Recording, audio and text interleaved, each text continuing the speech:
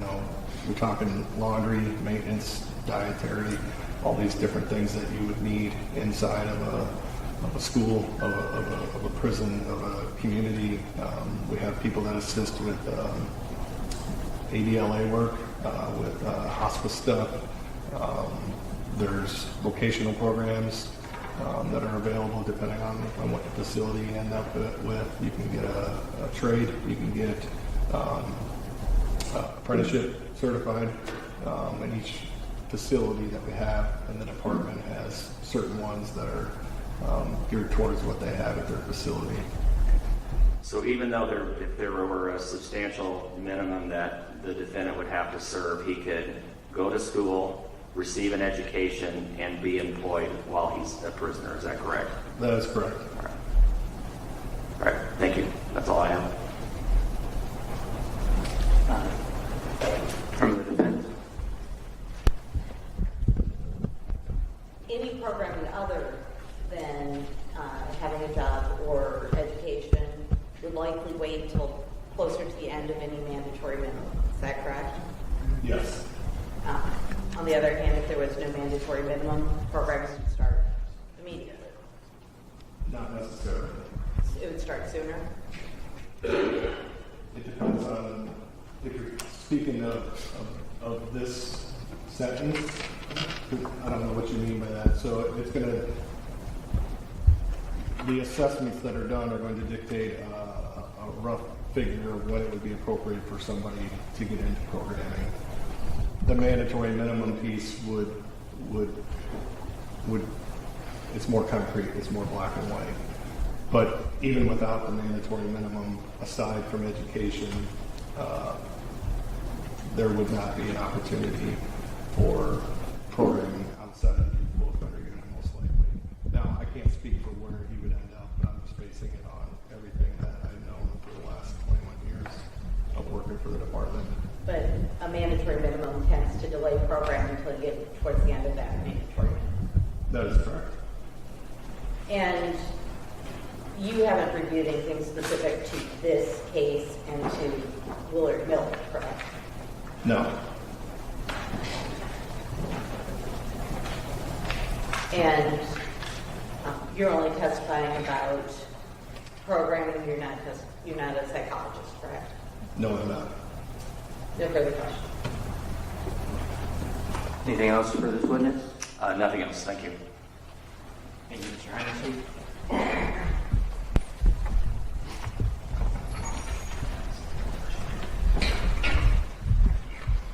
State may call the next witness. Thank you, Your Honor. The state calls Special Agent Ryan Kedley.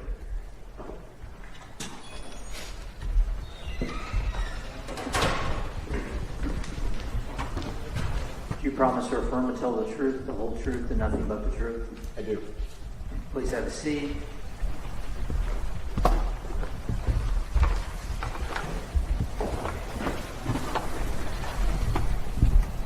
Good morning, Agent Kedley. Good morning. Before we get started, you were in the room here when Special Agent Willard was speaking previously, correct? I was, yes. Okay, so I might rush through some of the things that Special Agent Willard had already spoken about, and if I'm missing something, please give me a holler, would you? Sure. For the record, could you state and spell your name for the benefit of the court reporter? Yes, my first name is Ryan, R-Y-A-N, last name Kedley, K-E-D-L-E-Y. And Agent Kedley, what is your profession? I am currently employed as a special agent within the Iowa Department of Public Safety's Division of Criminal Investigation. And you have a specified assignment or unit within the Division of Criminal Investigation? I do, yes. And what is that? I work within the DCI's Major Crime Unit, which specializes in high-level violent crimes throughout the state of Iowa.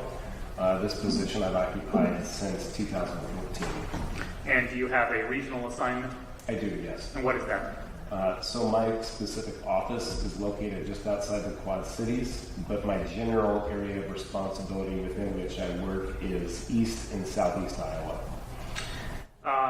And you heard Special Agent Willard talk about the details of the investigation into the death of Mrs. Graber, correct? I did, yes. Could you walk us through what was going on in your professional world on the day of that assignment when you were down here in Fairfield?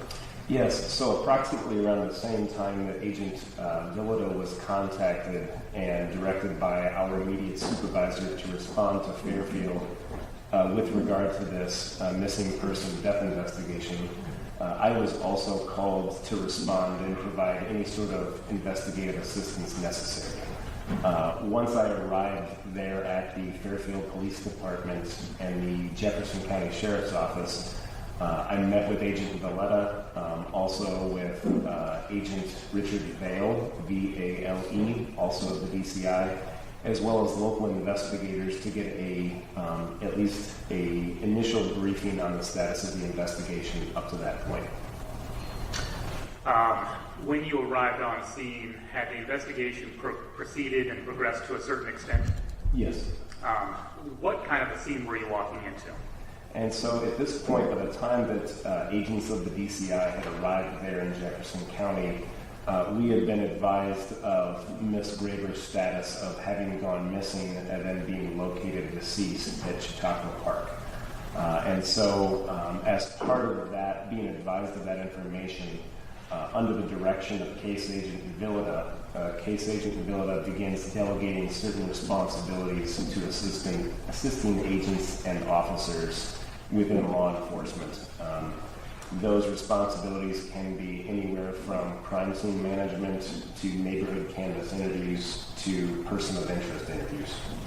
And is it fair to state that upon your arrival and engagement with this case, it had become a homicide investigation? It certainly appeared to be, yes. And what was your specific assignment or delegation? And so initially, as we were going through the briefing, we were advised specifically of the information that John Burnett had begun providing information indicating that he was aware of the person or persons responsible for the death of Nohema Graber. And so Case Agent Willard had requested that I meet directly with Mr. Burnett and Katie McGuire, I believe it was his girlfriend, there at the Fairfield Police Department to further discuss the information which they both held. And the information that they both held, where did that lead you in your investigation? That information, detailed through the course of several screenshots of Snapchat communications, led us to identifying Jeremy Goodale and Shady Miller as being certainly persons of interest and suspects in the death of Nohema Graber. Based on this information and your interview with those two individuals, what investigative steps were taken? And so after the initial interview of Mr. Burnett and Ms. McGuire, search warrants were offered for the search of the persons of both Mr. Goodale and Mr. Miller, as well as their respective residences. And were you delegated to engage in the execution of either or both of those search warrants? I was, yes. Did anything happen in between the signing of the warrants and the execution of the warrant? Yes. What was happening? What else was happening in Jefferson County at that time? I believe in very, very rural southwest Jefferson County, a suicidal subject was located and a standoff had begun that had stemmed from a domestic disturbance. And so because all of the law enforcement resources in the county of Jefferson had responded to that location where the standoff was in progress, agents of the DCI also responded to assist delaying the execution of the aforementioned warrants. So in the middle of this homicide investigation, there was a completely separate investigation that you also were a part of? Yes, that's correct. About what time were you able to execute the warrants that were signed? It was very early morning, around the time of 5 o'clock. It would be best documented through my own narrative, which is detailed in the case report, but very early morning on November 4th, I specifically was delegating the responsibility of accompanying other local officers to the residence of Jeremy Goodale to hopefully locate Jeremy, execute a warrant for his residence as well as his person, looking for, among other things, evidence associated with the potential crime, as well as a cellular phone device. And I presume that other officers executed a similar warrant for the residence of the defendant? Yes, that's correct. At some point, you became familiar with Mr. Miller, correct? I did, yes. When in the course of this day did that take place? Well, certainly during the course of the interview of Mr. Burnett, when I had discussed with Mr. Burnett and Kaylee McGuire the details of those Snapchat communications, they had also indicated that there was other communications specifically identifying Mr. Miller as working with Goodale on the execution of the murder of Graber. And take a step back to the execution of the warrant. Were there individuals taken into custody via these warrants? Essentially, yes. And who was taken into custody? Both Jeremy Goodale and William Shady Noble Miller. And after Mr. Miller was taken down to the Jefferson County Police Department, you had an opportunity to speak with him? I did, yes. And he signed a juvenile waiver of his Miranda rights, correct? He did, yes. Are you aware of whether or not Mr. Goodale had conversations with law enforcement of any substantive nature on that day? None of any substantive nature. I myself had addressed Mr. Goodale at his residence and then again at the police department. I assisted in the securing of his cell phone and then in the acquisition of any items of evidentiary value taken off of his person. But in terms of any further interview, that did not take place on that particular morning. You generated non-testimonial evidence, but no testimony from Mr. Goodale? That's correct, yes. And we'll get to this down the road, but later on in this case, you were able to sit down in person with Mr. Goodale and have a conversation with him, is that right? I was, yes. Okay. Going back to your interview with Mr. Miller, this interview was audio and video recorded, was it not? It was, yes. And in a couple of minutes, I'd like to play some excerpts of that interview. But could you just kind of give us a rough thumbnail sketch of your conversation with Mr. Miller, how it started, and some really kind of relevant points of that conversation with Mr. Miller starting at the beginning?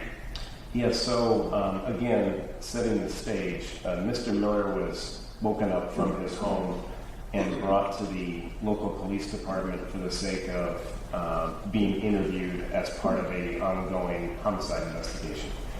And so he was also subjected to a search warrant. And so upon meeting in person with Mr. Miller and identifying, introducing myself and Special Agent Goodale, who assisted on this interview, we had initially advised him of his juvenile waiver Miranda rights. He had elected to sign that form and then permitted us to continue questioning him. For the better part of the first section, several minutes, if not 20 to 30 minutes of the interview, it was basically laying the groundwork of understanding the fundamental basis of who Chaden was, what his role within the school was, how he knew Miss Graber, how his life in general was going. I would say that conversation was very cordial between myself, Agent Goodale, and Mr. Miller. Would you be able to classify or kind of describe Mr. Miller's demeanor during the course of this initial conversation? Certainly compared to several other interviews which have turned out to be those of suspects, I would describe Miller's demeanor as being remarkably relaxed, especially given the circumstances of his age, the nature of the interview, the time of the interview. The fact that he was so comfortable and open, seemingly open with investigators in that opening stage of the interview, I felt was very remarkable. Now you just qualified your statement seemingly open. Did that initial conversation that you had with Mr. Miller, let's call it conversation one, did the facts that were unearthed or attested to by Mr. Miller change as the conversation progressed? Yes, they did. At what point did you kind of note that maybe there was more to this story and maybe Mr. Miller was holding back or changing some of the relevant facts of this case? Well, early on in the interview with Mr. Miller, while trying to get to know Mr. Miller as best I could, one of the questions that I had asked him was who were some of his close friends. And I felt that it was notable in his response where he listed several friends, but one of them was not Mr. Goodale himself. Not that I know him well enough to say that that was definitively untrue, but I did think that it was notable to circle back around later on in the interview to confirm that. At this point of the interview, you had two principal suspects in mind, correct? That's correct. And did you have kind of some foreknowledge that they were close? Yes. Mr. Goodale and Mr. Miller? Yes. So it would stand out that Mr. Miller would indicate Mr. Goodale was a close associate? Yes, it would. And during the course of his essentially running through his day on the day of Mrs. Graber's death, did he indicate to you initially that he had spent any time with Mr. Goodale? No, he did not. Did that later come out that it was actually a substantial portion of his day was with Mr. Goodale? Yes, it did. Okay. What are some other factors that might have kind of tickled your concern about Mr. Miller's story? Well, in detailing his life events throughout the course of that day on the afternoon and evening of November 2nd, he was pretty confident in the way he exhibited that information of he had gone from having a meeting with his mother and Miss Graber at the school to going to the office of his mother where he continued to do homework while his mother worked, and going from there directly to his home where he spent the remainder of the evening. As we reiterated that account, he began to change that account. One of the initial items that he changed was the fact that who he had run into. Upon first saying that he had not come across Jeremy Goodale throughout the course of that afternoon and evening, later on he admitted that sure enough he had. And to clarify, this was an interview that was taking place approximately a day and a half after the information we were discussing. So I would have presumed, in spite of the fact that it was early morning, that he would have had a pretty good recollection of what exactly happened and who he came across. And so after initially denying running into Mr. Goodale on his way from his mother's office to his home, then he came around and said, actually, yes, I did run into him, which I found a bit concerning that one small point would be omitted, again, given the circumstances and the timing of the interview. Did you speak with Mr. Miller about the last time he saw Mrs. Graber? I did, yes. And did that story change? Yes, it did. Did you speak to him about his physical whereabouts the day of Mrs. Graber's death? Yes. And did that story change? Yes.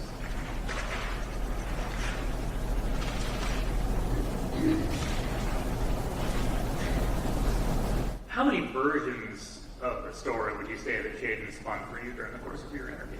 Well, there were certainly multiple versions, but within some of the later versions that he provided, he would add details as I would break down those versions.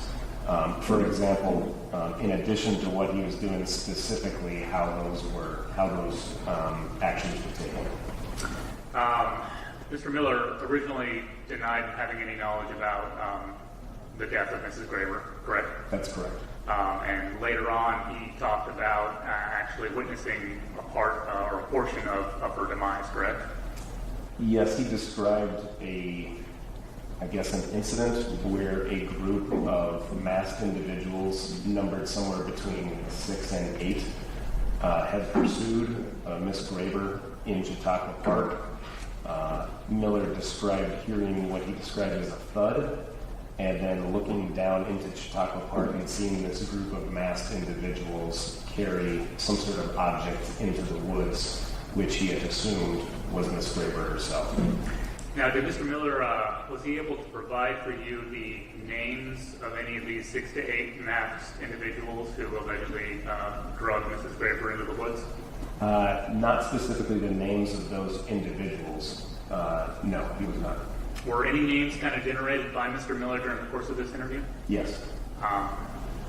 And without listing all the names per se, in your later conversation with Mr. Goodale, were any of the names consistent? So during that initial interview with Mr. Miller, one of the questions I believe I asked him was, were there people out there that he felt or knew about that may have wanted to do harm to Miss Graber?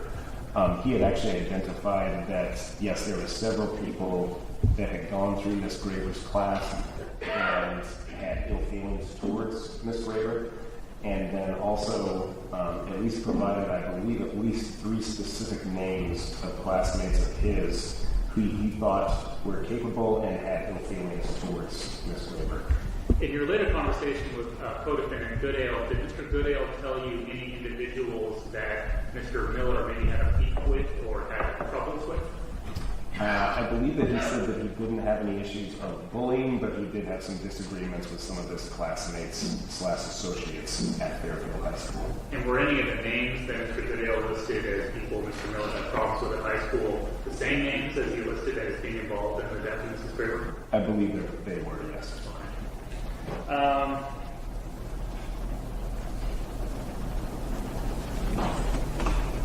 Your Honor, at this point, the state has 30-minute video that it intends to play, which is an excerpt of the interview with Mr. Miller. Let's play it now, or with the court, they take a lunch break. Let's get started with the video.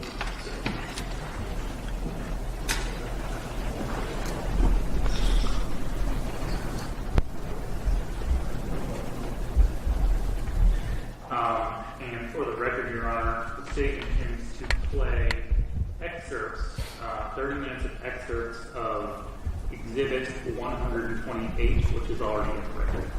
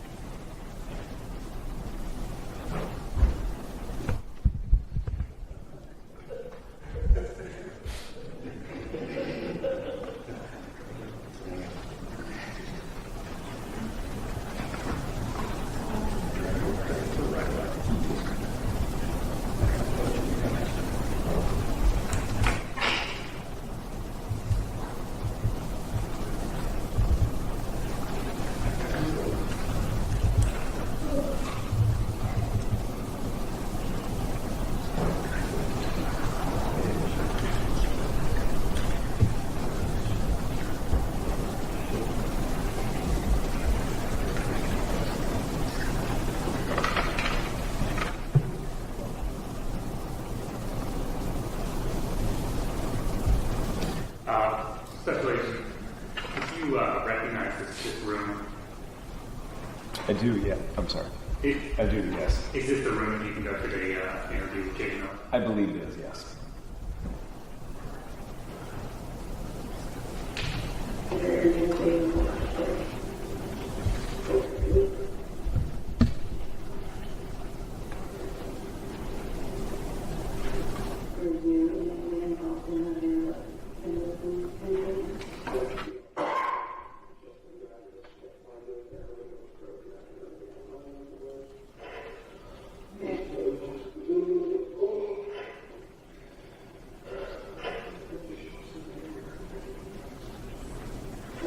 get that night ready for school starts.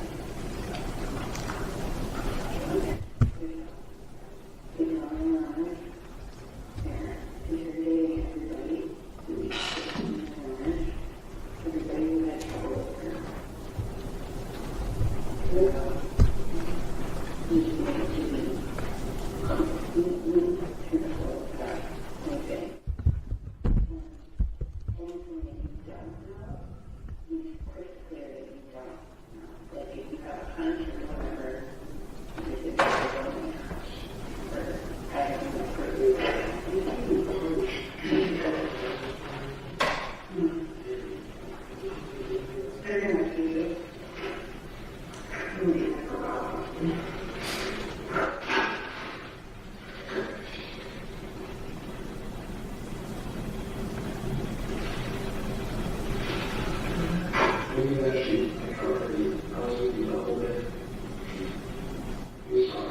Yeah.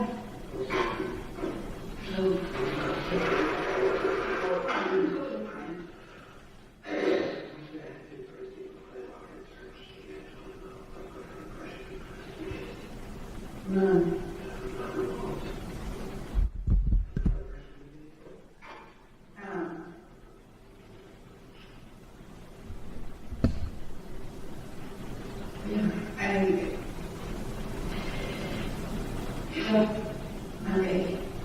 And you went on your own. Can you go straight now?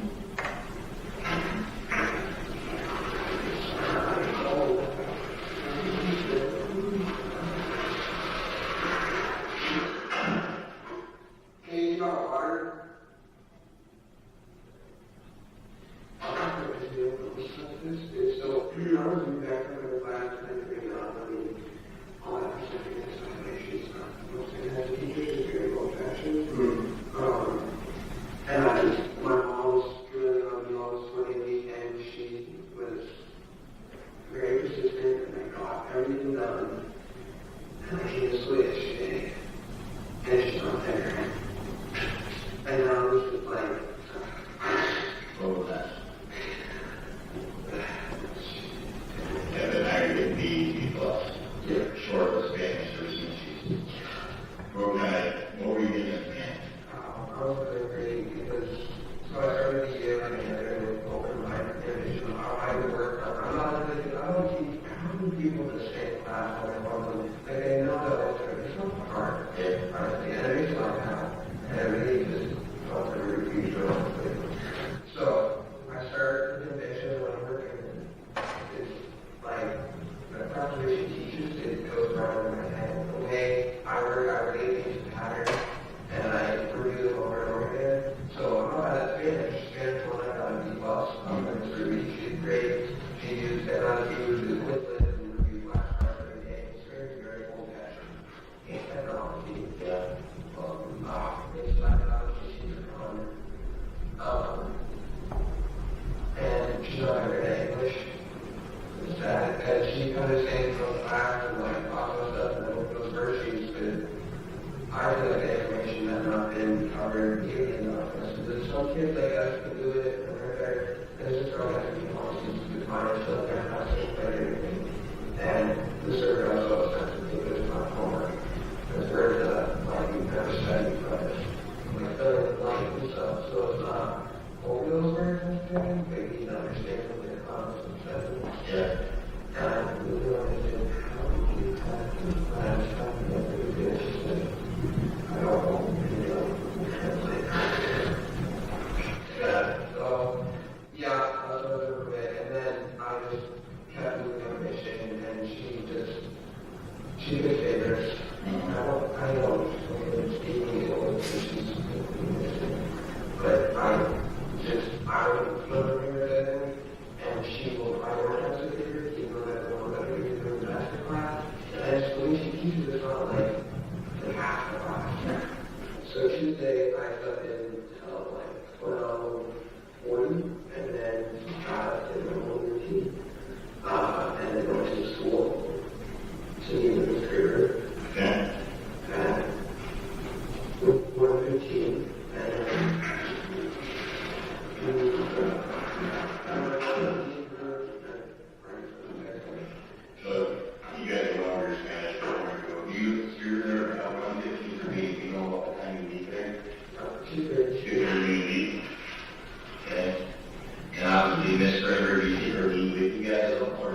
So I know that she's the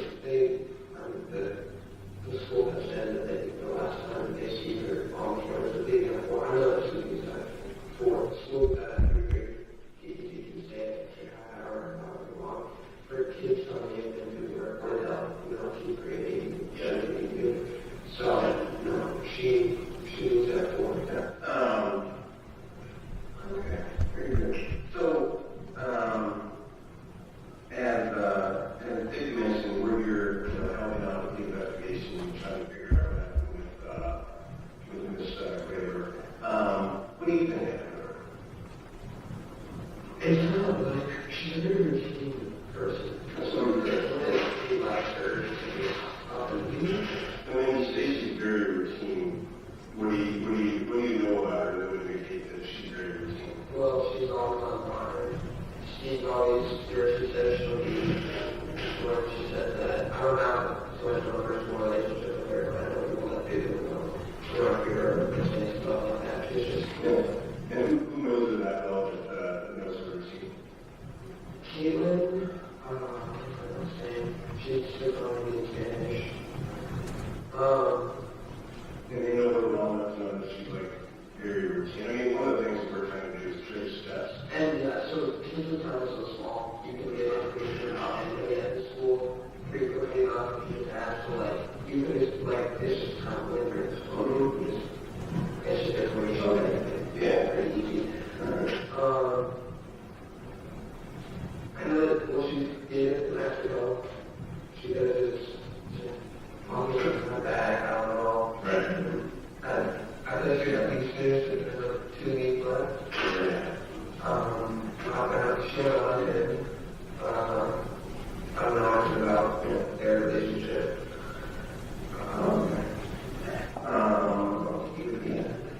And her, how many people was in Mexico? Yeah. And yes. Other opportunities, but I don't know one. Sure. They don't follow.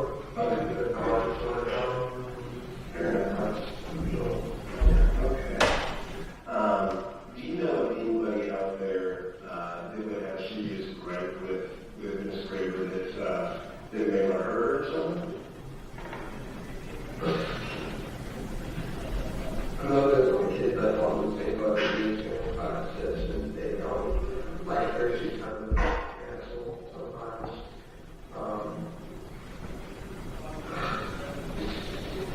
Not anything else I've heard. I don't know. I heard her being Spanish. I don't know how many others. And then just yesterday, my dad, he had gone and actually had a meeting with her because I had information with him about her and how this Spanish is kind of shitting around again. And so he was on her. And he just told me yesterday on private therapy that he didn't want to tell me anything because he was seeing her. But apparently so. I know that happened all the same night. Her house got AIDS and TB, and I left the window was smashed. I don't know what to say, and that meeting, this girl asked about it. Asked her if she was just accepting me. And so, again, we're not here to come down on you if you were involved in hanging or a evening, but if you were involved, we want to get out of the table now so we can identify that and move on from it. Okay, so were you involved? You were not involved. I had no idea. Usually people, when something happens, you can find out something in a small town. People can be boasty, you never know what an over goes on town and it can spread. I haven't heard anything. And I got asked around the event, but I was thinking, it was pretty serious. I mean, that's what they charge. Very easy to come crazy in that area, right? It's special, we know. And don't let it start making those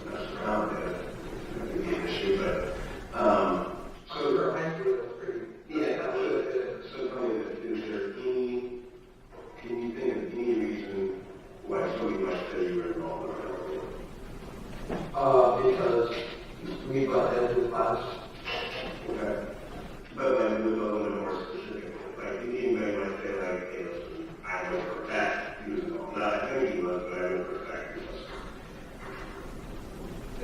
What's the question? The question is there any reason why somebody might say like, hey, definitely say he was involved? Yeah. Not other than us arguing in class. Okay. Yeah. And All right. everything's so easy to count. I feel like we call pulls up, it's just not holes. Right. Oh, I don't easily find Benjamin, but you know, you're already pressure. Yeah. I was listening when you were listening to your friends. Are you friends with the guy by the name of Jeremy? We're acquaintances. And by Jeremy, I'm talking about Jeremy, Goodale? Yeah, we grew up together and went to the same school. How close are you? I think because we're both strong, confident, good at arguing. So when we get along, we really get along, and we know we really don't. So we kind of stay on, surface. He did. When was the last time you saw him? School. Yesterday? Okay. Usually sit at the same lunch table with some people. Pretty big. Okay. How are you doing yesterday? Are you just on the mom again or off again? Oh, I didn't talk about much, but yeah. I know the dude was kind of focusing in on that Tuesday night when you would go on to your mom's office and you walked to your house. Yeah, okay, it's just 5 months. Yeah. During that span from when you left school with your mom and they went to bed, you were trespassing doing it? I don't think so. Like not on the walk or not going for a skateboard or anything like that? No, I really was in the area, but I don't really see me. And you never, again, we just want to get something over the now and stuff. Sure. But yeah, there was a time when you just said, oh yeah, let's go skateboard, let's go do whatever real quick on that particular night. And you Well, I know, don't have my phone with me, so right. But I mean, you could communicate with your mom's office, which is the idea, right? we could, but, no. You know what you did? No, I didn't see him skateboarding. No. Oh, okay. He was still, no, I was getting home, he was about a block away from the restaurant, so. Do you check quick or? Lots of small talk with him. Yeah. Okay. And then, What was the call about? I don't remember. So, one of the areas that we're really looking into, and you talked about Ms. Graber's routines, right? And so, in talking to a lot of people, we figured out what her routines are, right? Okay. And so, one of the areas that we're really focusing on is where she would go on her routine walks when she got done with school out of that. Maybe you can help me with the pronunciation. That's exactly right, for Tuesday night. Is there any reason why somebody might have put you out at Chicago?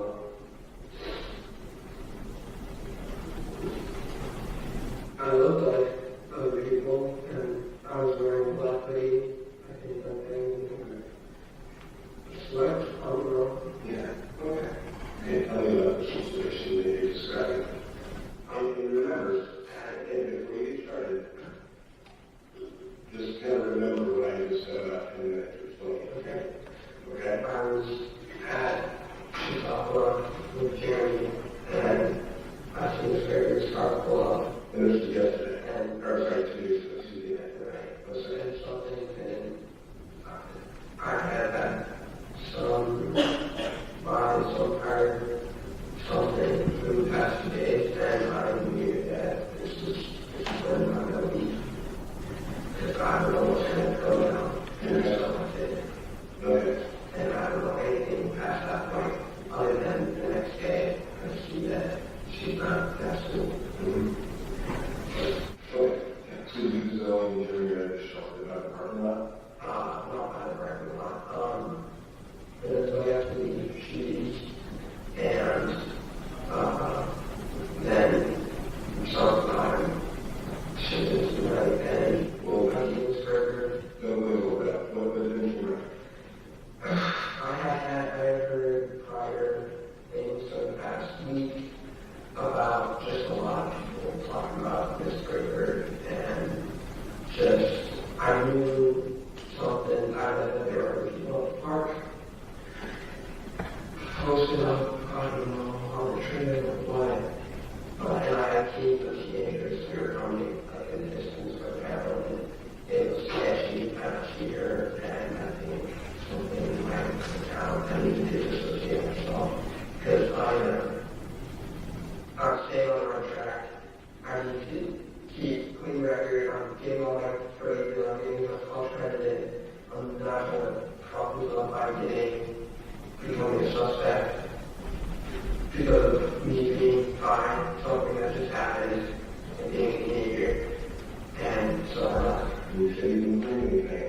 Okay, version 1, version 2. Let's go with the last version. The last truthful version of this.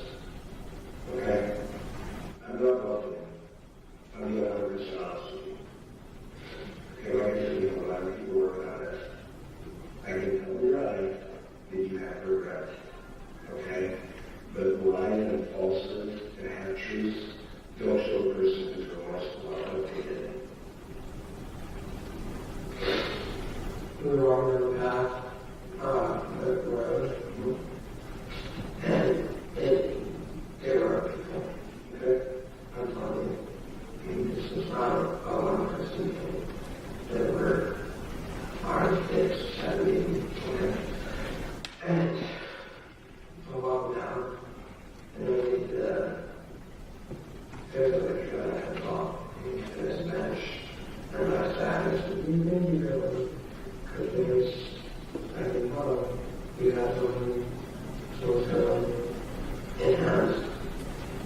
So I shook him off, we kept walking, and then 3 minutes later, I looked down, and I couldn't see who the girls and people around, and they were moving like I'm on. Okay? And I freaked out. I had a panic attack, and I ran. How many of you are talking? There were over 8, or like 8, I would say. 8 people. Just 8 people. 6 to 8 people. Okay. I imagine through previous conversations with Jeremy, you know what he's named for the funeral. I know. And you know what Jeremy's going to go with it?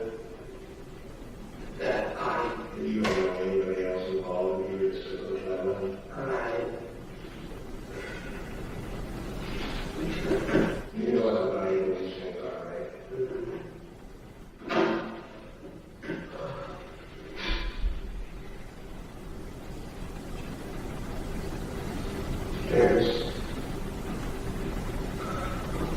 There's honesty, evidence, What do you think? I don't know any straight up that confirmed because after the event, there was no information disclosed, nobody was learned to do anything. All I know is that all I can know is people that either discussed it beforehand or just Let's talk about who the discussion was before. school. I heard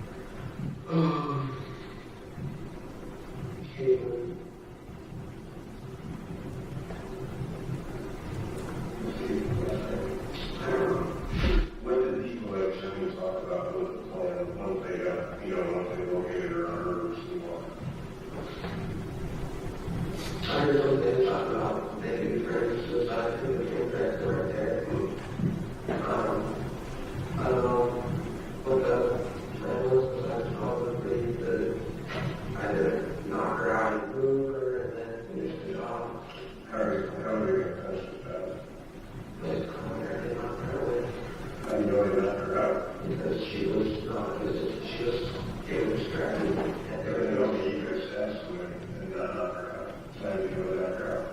is that I didn't stand up and I tried to make it knock her out. Did you hear something when I started indicating that they were planning on knocking her out? Today, Did you hear, did you hear anything from anybody indicating that the plan was to actually knock her out as opposed to something else? And what was that? What was that plan? all I heard was, oh, we knock her out of the girl with the road tracks. I see. You knocked her out and then stage like, so does that mean she got run on the tracks or what you run on the tracks? Sure. Okay. And you mentioned finish the job. I finished the job. Are you referring to the leader on the tracks or? Because, I'm saying that even if it's a contract, you're not gonna. You only got so much time. Exactly. So that's what I'm saying. They probably demobilize her pretty quickly that even though we move around, draw her off, and then do whatever they need to do. Okay. In order to not be seen. And then she gets out and starts walking. Does he start to follow her? He didn't start to follow her. I did. You started to follow her. Yes, because I said I told her that in. So I remember I was walking in. I was sure I was walking down. So she obviously got walking. And then I was waiting there. Saw that I had a head attack. I felt in that adrenaline that hits you when you just hear your face get washed. And my hands were all sweaty and I kept trembling and What were you planning on doing that follow her? I followed her to just assist myself. No, I wasn't stopping or following her. No, you didn't associate yourself. Shouldn't you have gone in the opposite direction? Yeah. And you said you saw a group, 6 to 8 people wearing masks, carrying her. They weren't carrying. Right. There was a huddle and they were moving. Okay. And the thing is, James always lets us do things at the movie on here. I didn't see a 6'2" person unless it was on over and then in the back. Do you mean go to the lookout or something? Or the coordinator of it? Public out would be reasonable to say that Our crime scene teams are already out there, digging through leaves and picking up the pieces of evidence. The vehicle's impounded, so we're going to be going through that. So is there any chance, because what the last time that I won is for 2 weeks we got to get a lab report on DNA located at the scene, in the car, van, or anything like that comes back to you? you don't think it would have been possible to be a verbal on Jerry? No. Also, No, transfer DNA doesn't work like that in the elements. I could mark it on him. Are you saying we already found DNA? I'm saying it's something I think is possible. Is there any chance that your DNA could be closer to the scene than what you just described? Maybe trying to move around. They usually look around. Don't have to reduce. And how did that happen? Because they needed a wheel around.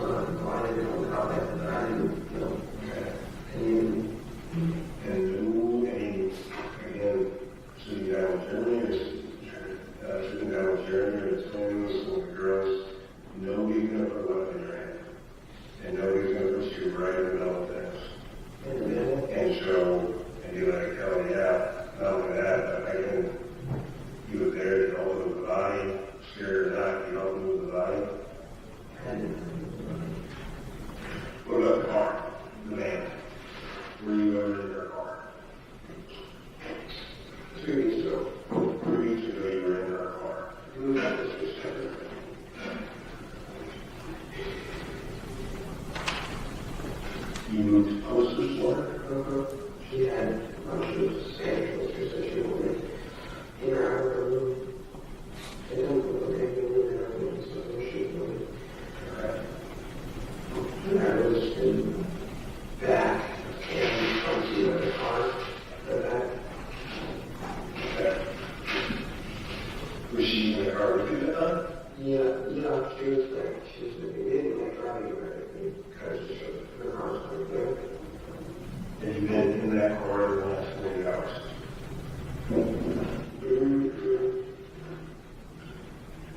You know that? Yeah. So where you are from that? Did you help with it? Did you help with it, or do you get it, or how you got it back? Whether it's against your will or...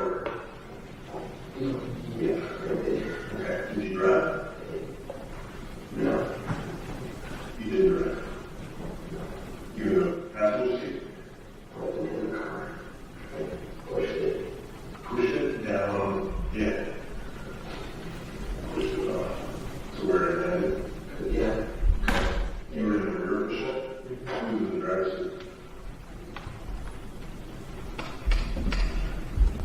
Who said not to go to the park at this date? Who told you to go? Jeremy. Okay, so Jeremy said it out. He probably had input from him, but I don't think it was so idea. And why don't you think it was so late? If it was my Jeremy, I always do it. Yeah, how much she told us her. And I was telling the class, but I'm not going to teacher, but I'm telling the class, and I got a board in my class. I don't hear about that. I don't know how to discover that. So it came up there with two other girls. Maybe Chase was there. And Teresa was there, you said. Chase was maybe Caleb was right there. Is that for sure there? So that would be Keith maybe, or Keith for sure there. I'm very positive. Very positive. That Keith was there. And I didn't know that. Because I've been around a lot, I recognize that I did talk up and look like it was very much serious mess. And, paid letters. So Jimmy's for sure there, Hayden for sure there. Then maybe Keaton, very positive, Chase maybe. Part of the plan is Keaton or Kenny of the plan. Ben has and Chase is all part of the plan.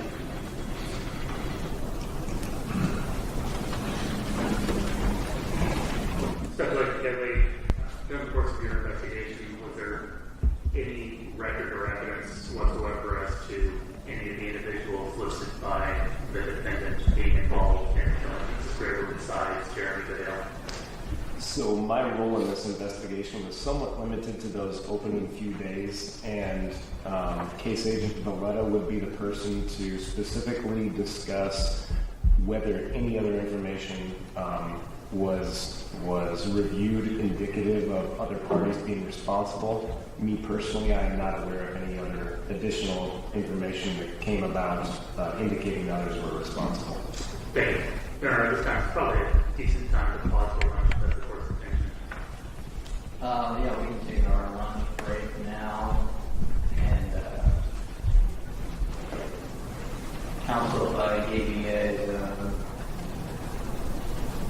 maybe restart back up at 1, is that acceptable? Sure. Your Honor, I would ask if we have until 1:15. That's fine.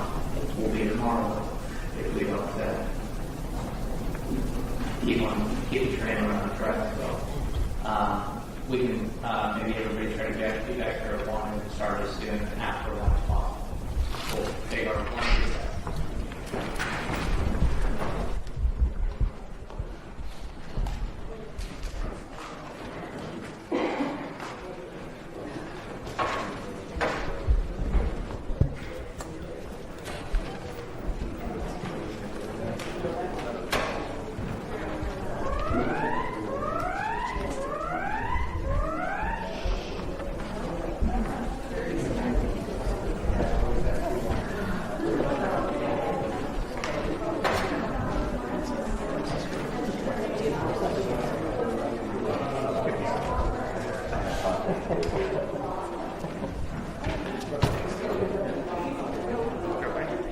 No.